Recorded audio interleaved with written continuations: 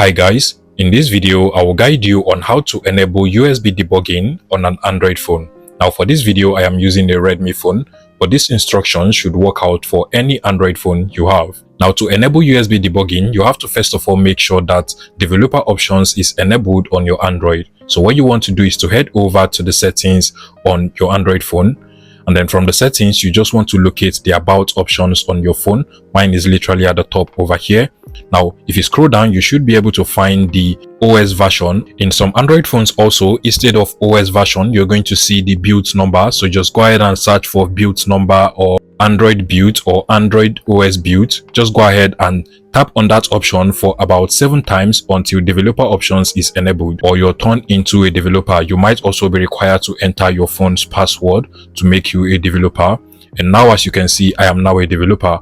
What you want to do now is to just scroll down and you should be able to find developer options depending on your phone. But if you do not find it from over here, you can come out of this and then just proceed to search for developer options using the search bar. For Redmi phones, you will just have to scroll down until you get to the additional options or additional settings over here. Tap on that and you should be able to find developer options. Go ahead and select developer options, then continuously just scroll down until you find the USB debugging option. So under debugging, we have USB debugging, and once you tap on this, you should now be able to enable USB debugging. This is just a security check, so give it a couple of seconds, then click on the check button over here, click on OK, and you're good to go. Please make sure you let me know in the comment section if this worked out for you.